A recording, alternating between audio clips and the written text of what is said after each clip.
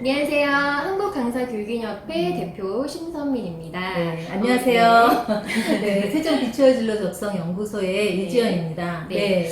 우리 소장님하고 제가 지난번에 인터뷰도 한번 진행을 했었는데 그 저희 한국강사교육인협회하고 그 다음에 소장님의 그 세종 비추어 진로적성 연구소에 그 교집합되는 점이 있더라고요. 그렇죠. 많죠. 네, 많은데 그 중에서도 그 부모 교육이 좀 교집합이 있었어요. 네. 그래서 저희가 여러 브리핑 끝에 부모 교육 프로그램들을 만들게 됐고요. 네. 이렇게 유튜브로 좀 짤막하게 네. 한 12번 정도 방송을 진행을 할 계획이 네. 있습니다. 네, 사실 이 부분에 대해서는 사실 네. 대표님도 네. 그 어머님들 대상으로 해서 그림책을 통한 심리 네. 치유 프로그램을 계속 진행해 오셨잖아요. 네. 저도 사실 이제 아이들 진로 적성 공부법 상담을 하는데 반드시 어머님이랑 같이 같이 상담을 하고 네. 또 아이 따로 그리고 어머님 따로 이렇게 시간을 네. 배정해서 하거든요. 네. 그때 항상 느꼈던 건 우리 어머님들이 항상 말씀하시면서 꼭 울컥하고 가세요. 꼭 눈물 흘리시고 서로 같이 손 붙잡고 네. 이야기를 하면서 네. 아, 이런 것들을 좀 시리즈로 우리 부모 교육의 프로그램으로 그리고 우리 자신을 좀 돌아보는 치유의 프로그램으로 좀 만들었으면 좋겠다라는 네. 생각을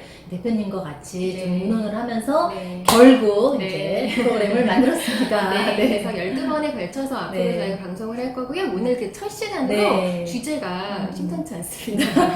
그래요. 나도 처음부터 부모는 아니었다. 나는 과연 누구일까? 좀 나를 탐색해보는 네. 그 주제로 중요하죠. 방송을 한번 진행을 해볼까 합니다. 네. 네. 우리가 언제부턴가 부모가 됐는데 나는 누구일까? 라는 질문을 굉장히 잊고 사는 것 같아요. 네, 그렇죠. 소장님 좀 어떠세요? 그렇죠. 저는 네. 사실 어떻게 보면 이제 아이들이 거의 독립할 시기가 네, 이제 많이 커서. 네, 커서 그렇죠? 뭐 군대 갔다 오고 또 대학교 3학년 2학기 복학하는 둘째까지 많이 다 키우셨네요. 네, 그래서 20대 중반인 애들을 네. 다 보면서 네. 이제서 조금 알겠는 이건 뭐지? 뭐 이런 생각이 드는 거죠. 네. 내가 지금 알게 된 것을 음. 과거에 그때 알았더라면 하면서 딱 깨달음 같은 그리고 네. 꼭 말씀드리고 싶은 것들이 굉장히 네. 많다는 걸 느꼈어요. 네. 예, 그 그러니까 우리가 이제까지 네. 사실 모르고 헤매고 저도 살아왔던 거죠. 네, 음. 그 우리가 물론 이제 저보다 선배님이시지만 많이 선배예요. 우리가 부모가 됐지만 네. 참 우리가 그 부모 이전의 우리의 모습을 잊고 사는 것 같아요. 네, 그래서 가장 맞아요. 중요한 거는요, 정말 나라는 사람이 어떤 사람인지 그리고 나를 좀 사랑하는 힘을 갖는 게 참 중요한 것 같아요. 그래서 그러려면 우리가 우선은 오늘은 좀 부모인 거 잠깐 잊고 네. 그 부모이기 이전의 나를 한번 찾아보는 시간을 가져보면 좋을 것 그렇죠. 같아요. 네. 어린 시절부터 부모 되기 이전, 보통 뭐 20, 30대 될 것 같은데, 우리 소장님 좀 어떠셨어요? 어린 시절부터 이렇게 쭉 세월이 흐르면서 이렇게 떠오르는 좀 단어? 나는 어렸을 때 그러네요. 어땠다. 이런 게 좀 어떤 게 있을까요? 너무 중요한 질문. 우리 서로 그거에 대한 얘기를 네. 많이 좀 사실 나눴는데 네. 또 더 새록새록 네. 사실 부모 되기 전은 정말 너무 더 미숙했던 것 같고 부모가 된 다음에도 네. 또 미숙했고 그쵸. 그래서 말씀드린 것처럼 이제가 네. 조금 그러니 더욱더 뭐 부모 되기 전에는 아, 근데 뭐 부모 되기 전에는 어떻을 것 같냐는 그런 어떤 떠오른 단어를 말씀을 좀 질문 주시니 네. 떠오르는 건 저는 좀 활발한 맞이 이런 단어가 좀 떠올라요. 보통은 첫째 딸은 그렇게 활발한 느낌이 좀 없을 수 있는데 활발하시거든요, 우리 소장님은. 네. 근데 그런 것들이 다 네. 이 가족 관계에서 나타나는데 그런 것도 왜 그럴까 생각을 해보니까 네. 제가 이제 바로 밑에 동생이 생겼으면 어쩌면 더 책임감 때문에 좀 활발하지 못한 맞이가 될 수 있을 것 같은데 제 바로 밑에 있는 동생이 5살이고 네. 차이가 나고 그 다음 7살 차이, 12살 차이 이제 동생들은 많았죠. 그런데 나이 차이가 많이 나는 네. 그런 구조여서 그 성장기에 한 5살까지 성장기 동안은 좀 혼자 자랐기 때문에 좀 활발한 면도 있으면서 사랑도 많이 받으셨을 네, 것 같아요? 받았죠. 네. 받았죠. 뭔가 이렇게 받을 수 있으실 것 같은데 이거 천천히 네, 한번 네, 또 네. 얘기를 해보고 저는요 어떠셨어요? 저는 좀 굉장히 소극적이었어요. 지금 제가 이렇게 뭐 방송이나 뭐 그러니까요. 강의를 한다는 네, 것을 네. 상상할 수도 없을 정도로 네. 굉장히 소극적이고 어른들한테 인사도 못하고 이런 주눅든 아이였거든요. 네. 근데 이제 그런 시간들을 이렇게 돌이켜보면서 나라는 사람이 맞아 이렇게 내성적이었지만 그치만 제가 고등학교 됐을 때 연극반 활동을 하면서 또 이제 그때 어떤 많이, 터닝 포인트를 네. 갖게 되거든요. 그래서 이런 걸 겪으면서 이런 모습이 나의 모습이었지라는 걸 좀 떠올려보게 되는 것 같아요. 네, 근데 네. 이게 중요한 게 뭐냐면요. 부모가 이제 됐잖아요. 그런데 예를 들어서 만약에 저쪽에 좀 내향적인 사람이라고 해볼게요. 내 아이가 이제 내향적인 아이가 태어난 거예요. 그랬을 때 제가 만약에 저의 모습을 좀 싫어하고 아직 좀 사랑하는 마음이 없었을 때는 어떤 생각이 드냐면요. 저의 그 내향적인 모습이 너무 싫었기 때문에 내 아이의 그 모습이 예쁘게 안 보이더라고요. 그렇죠. 네. 싫은 나의 싫은 모습이 네. 아이한테 보이는 거 힘들죠. 네, 소장님 혹시 그런 경험 없으셨어요? 많이 있었죠. 많이 있죠. 네. 저도 그 교육을 다니다 보면 저만 그런 게 아니더라고요. 우리 둘만 그런 게 아니라 대부분 많은 분들이 아마 그런 경험을 하실 거예요. 또는 이런 경우가 있을 수 있어요. 내가 또 내향적인데 내 반대로 나를 너무 안 사랑해요. 만약에 나를 사랑한다면 나는 내향형인 사람 그대로 사랑할 수 있는 힘이 있었을 거예요. 그런데 만약에 내 아이가 외향형인 전혀 반대라면 성향이라면 또 너무 이해를 못하는 거죠. 얘는 왜 왜 저래? 이러지? 막 네, 그러면서도 갈등이 이해할 수 일어나고, 없어. 막. 네, 그런 경우들이 있어서 부모가 됐지만 정말 가장 중요한 거는 나를 탐색하는 거고 그 다음에 거기서 알게 된 내 모습을 온전히 좀 사랑하는 거고 사랑해야 하는 거구나 라는 것이 정말 중요한 것 정말 같습니다. 그런 것 같아요. 네. 그래서 어떤 방법적인 면이나 구체적인 스킬 같은 거에 대한 부분은 많이들 네. 공감하시고 공유들 하고 계시는데 네. 내가 온전히 치유받지 않으면 아이들은 우리랑 같은 공간에 항상 늘 같이 있기 때문에 네. 나도 모르게 표출이 되는 거죠. 네. 그러니까 나부터 좀 돌아보고 치유하는 시간이 반드시 필요하다고 그렇게 네, 생각합니다. 맞습니다. 그 아이들이요, 보통 이제 아동기나 이제 영유아기 때 그 자존감이 형성이 되는 단계가 그때라고 해요. 그래서 우리가 왜 결정적인 시기가 있다라고 얘기를 하잖아요. 네, 보통 뭐 36개월 이전에 한번 또 결정적인 시기가 오고, 그 다음에 7세 이전에도 한번 이제 결정적인 시기가 있다라고 얘기를 하는데, 이때는 정말 그 아이가 세상에 나와서 세상을 바라보는 그 관점이 어떤지에 따라서 이 아이가 그 틀을 형성을 하게 되는 것 같아요. 그런데 부모님이 나는 굉장히 못났고 부족하고 뭔가 문제 있고 라고 생각을 하면 그게 알게 모르게 아이한테도 그대로 전달이 되더라고요. 네. 대부분의 부모님들이 그걸 아이를 위하는 마음으로 네. 이 아이를 좀 더 잘 키웠으면 좋겠다라는 마음으로 걱정을 하는데 그게 이제 아이한테 온전히 좀 프레임을 씌우는 그런 부작용이 나오는 거죠. 네. 자, 그러면 부모로서 그럼 우리가 그 이전에 이제 탐색을 여러 번 하는 그 과정을 먼저 한번 거쳤을 때 이렇게 한번 써보시면 좋을 것 같아요. 어떤 거냐면 내가 부모 되기 전에 내가 좀 좋아했던 건 뭐가 있었을까? 생각나는 단어 이렇게 쭉 한번 써보는 거예요. 한번 지금 네. 한번 써보셔도 좋으실 것 같아요. 우리 소장님도 한번 해보세요. 내가 좋아했던 게 뭐가 있었을까요?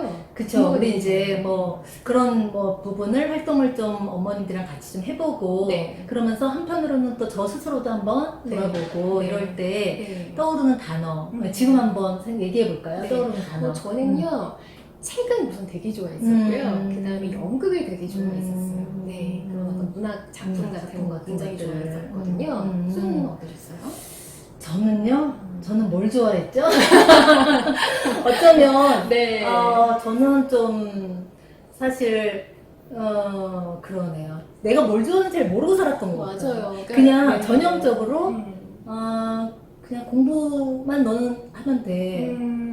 그냥 그렇게 좀 자랐던 것 같아요. 그래서 이렇게 우리가 탐색하는 과정을 통해서 그러네. 내가 좀 생각해 본 적이 없었구나. 좋아하는 거. 그러면서 주저하게 되는데 아마 오늘 방송이 끝나거나 집에 가면 생각나실 수 있으세요. 그래서 노트에다 한번 적어보시는 거예요. 맞다. 내가 이때 좋아했던 게 뭐뭐뭐였구나. 내가 맞아 이런 소녀였어. 나 이런 아이였지. 라는 걸 좀 아실 수 있으실 거고 저는 이제 학창시절에 특히 이제 초등학교 때는요. 굉장히 조금 약간 예술적인 그런 측면이 좀 발달이 돼서 절대음감도 좀 있고 미술 이런 것도 좀 잘했던 것 같아요. 그리고 작곡대회 이런 데도 나가서 상도 받고 그래서 그런 것들을 좀 좋아했던 것 같아요. 미술이나 음악 같은 것들 그런 것들을 생각해보면서 맞다 내가 좀 이런 걸 좋아하는 아이였어 이런 게 좀 떠올랐던 것 같고요. 그 다음에 이번에는 좀 부정적이다 생각될 수 있지만 좀 싫어하는 것도 있었을 수 있잖아요. 싫어하는 건 뭐가 있었을까요? 작가님은 어떤 게 싫어?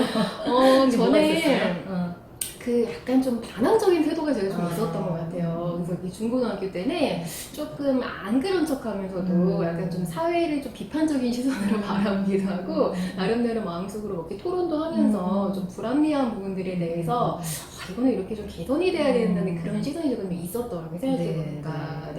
네, 여기에서 이제 보면 저는 이제 좀 지극히 좀 평범하게 그러면서 너는 공부만 열심히 하면 돼 이런 틀 안에서 좀 자랐거든요. 네. 그러니까 진지하게 그때 어렸을 때는 내가 뭘 잘하고 못하고 이런 생각을 크게는 안 해봤던 것 같아요. 그런데 요즘에 이제 학생들을 상담하고 어머님들이랑 얘기하면 거의 그 구조로 그렇게 요즘에 그래서 굉장히 교육열이 높으신 부모님들이 그냥 아이한테 너는 공부만 하면 된다. 모든 걸 다 세팅을 해주는 거죠. 그쵸. 그러면 다른 거 다 신경 쓸 필요 없어. 너는 그냥 공부만 하면 돼. 그러면서 어머님들이 굉장히 엄청난 수고를 하고 네. 자기의 대부분의 시간을 할애를 하고 또 일생을 그 아이를 위해서 헌신하는 거라고 생각을 하시는데 네. 그렇게 성장한 아이들이 문득 자기 자신을 돌아보면 나 뭐 좋아했지? 뭐 싫어했지? 이럴 수 있다는 거 맞아. 그런 것도 좀 꼭 말씀드리고 싶어요. 그래서 우리도 한번 이 작업들을 꼭 해보실 필요가 있고요.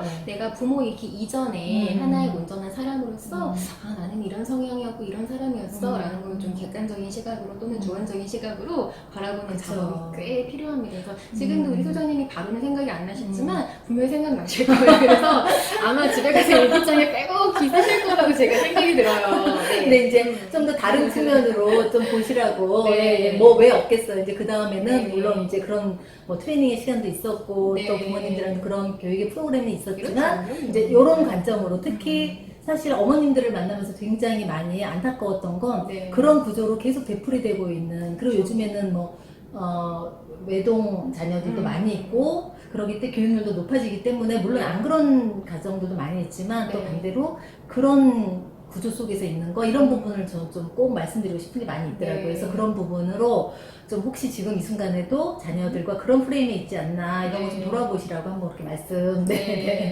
그러니까 그렇게 이제 작업을 해본 다음에 그 다음에 다시 한번 부모로 돌아오는 거예요. 그래서 내가 옛날에 나는 이렇게 연극도 좋아했던 소녀였고 문학을 좋아했던 소녀였는데 지금에 와서 내가 부모가 됐을 때 그래도 좀 비슷한 맥락이 있구나라는 것을 발견할 수 있었거든요. 그쵸. 어떤 거였냐면 저도 이제 오랜 시간 동안 아이들하고 수업을 하고 하면서 지금 또 작가가 되었고 그 다음에 어찌되었건 이렇게 글이라는 것들 그 다음에 연극 무대는 아니지만 강의로 인해서 무대에 또 쓰는 인생을 살고 있더라고요. 네네. 그 강의하시는 분들이 연극 쪽에도 관심이 많이 있으시고 그런 부분이 좀 표현하는 거에도 도움 많이 된다고 말씀하셔서 이미 뭐 탄탄하게 고등학교 때 연극 또 훌륭한 강사가 되기 위해서 그때부터 준비를 해갖고 오신 우리 신 대표님. 그렇게 나를 좀 탐색하면서 내가 옛날에 이런 아이였는데 지금 또 부모로서 이렇게 또 제2의 인생을 살고 있고 또 그렇다면 이제 아이한테 어떤 역할을 해야 될까 이제 우리 다음 시간에도 얘기를 하겠지만 그렇게 탐색하는 작업이 굉장히 중요하고요.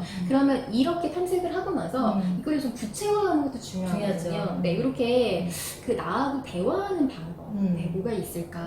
제가 한 3개 정도를 소개를 해드리려고 하는데요. 한번 들어보세요. 첫 번째는 글쓰기예요. 저는 이제 오랜 시간 동안 일기를 써왔는데요. 이 글이라는 거는 내 어떤 생각, 마음속에 있는 어떤 웅크리고 있는 생각이라는 뭐 다양한 생각을 이렇게 구조화를 시켜주는 그런 능력이 있더라고요. 그래서 내가 좀 복잡한 감정들, 정리가 안 된 감정들을 글이라는 이 어떤 매체를 통해서 정리를 하게끔 그러니까 메모의 힘이 엄청나죠. 사실. 여러분들도 글 쓰는 거 꼭 추천을 드리고요. 어렵지는 않은 것 같아요. 그날그날 일상이나 아니면 책을 읽거나 뭐 한 문장도 좋고 거기서 느껴지는 뭐 느낌 같은 거 쓰시면 좋을 것 같고 두 번째는요.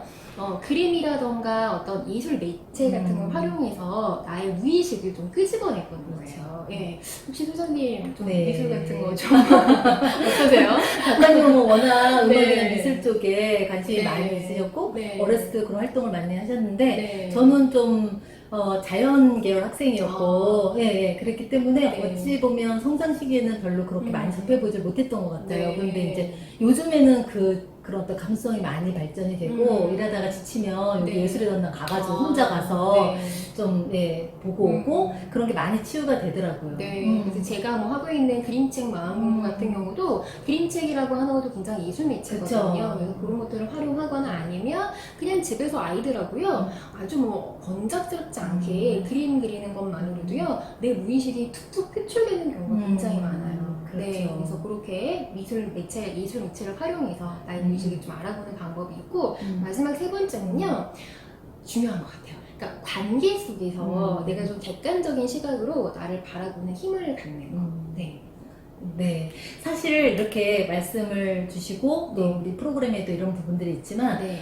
그런 거를 좀 혼자 물론 할 수 있으면 굉장히 좋은데 네. 그것들이 또 마음처럼 쉽게 되지가 그렇죠. 않기 때문에 네. 저희가 좀 그런 부분을 가이드 해드리고 함께 공유하고 이런 네. 프로그램을 저희가 만드는 데 또 의미가 있는 거죠. 네. 그러니까 저도 이제 많은 시간 동안 뭐 세미나라던가 그런 교육들을 참여를 했었는데요. 처음에는 내 이야기를 하는 게 참 쑥스럽더라고요. 그리고 이런 얘기를 해도 되나? 이런 좀 나이 치부 같은데 이런 얘기를 많은 사람들 앞에서 얘기하는 게 조금 뭐 이렇게 좀 창피한 일 아닐까 이런 생각을 했었는데요. 그렇게 마음속에 있는 거를 끄집어내는 그 고백의 힘이라고 네, 저는 부르는데 그렇죠. 그 고백의 힘이 정말 있더라고요. 그래서 나 혼자만 이런 고민을 하는 게 아니었구나, 나만 이런 걱정을 하는 게 아니라 우리가 다 좀 비슷비슷하구나 라는 걸 보면서 굉장히 저를 좀 객관할 수 있었고 그 다음에 제 어떤 상처받았던 마음들을 치유할 수 있었고 네, 말씀하신 것처럼 그 고백의 힘이라는 게 정말 네. 참 큰 것 같고 누군가 광장에 나와서 자기 스스로에 대해서 이야기를 할 수 있어야만 네. 어떤 그 굴레에서 좀 나올 수 있고 자유로워질 수 있다. 네. 이런 다 공감을 하실 거예요. 네. 근데 그런 부분을 혼자서도 충분히 좀 하실 수 있겠지만 또 네. 저희가 도와드릴 수 있는 굉장히 탄탄한 프로그램이 있다는 거 좀 네. 말씀 다시 한번 드리고 싶네요. 네. 그래서 우리가 오늘 첫 시간 나는 지금 부모가 됐지만 나는 누구일까 좀 나를 탐색하는 저희가 간단한 가이드라인하고 그쵸. 방법적인 부분 물론 영상이 되기 때문에 저희가 길게는 못 드리고 좀 짧게 말씀드렸는데 좀 도움이 되셨을까요? 사실 이 질문만으로도 네. 사실 우리는 그냥 하루하루 아이들한테 어떻게 하면 좋은 부모가 되지? 어떻게 하면은 뭐 어떤 학원을 잘 알아봐야 되지? 네. 어떤 대화법을 해야 되지? 공부하듯이 그런 분들이 많이 있고 물론 저도 그런 때가 있었고 네. 그런데 이렇게 뭔가 돌아볼 수 있는 질문을 던진다는 네. 것만으로도 의미가 있다고 생각합니다. 네. 여러분들 오늘 꼭 한번 해보시길 네. 바랄게요. 네. 내가 부모이기 이전에 좋아했던 게 뭐였을까? 좀 싫어하는 건 뭐였고 내 취향이나 취미는 뭐였을까? 이런 것들 한번 탐색해 보시면서 네. 그것들을 글쓰기 또 예술미체 활용한 것들 또 기회가 된다면 사람들과 함께 모여서 또 고백할 수 있는 그런 힘을 되셨으면 좋겠습니다. 네. 네. 자, 오늘 방송은 여기까지 마무리를 할게요. 여러분들 네. 도움이 많이 되셨기를 바라고 네. 또 소장님하고는 저희가 다음 시간에 좋은 내용으로 찾아뵙도록 하겠습니다. 네. 감사합니다. 다음 시간에 뵐게요. 다음 시간에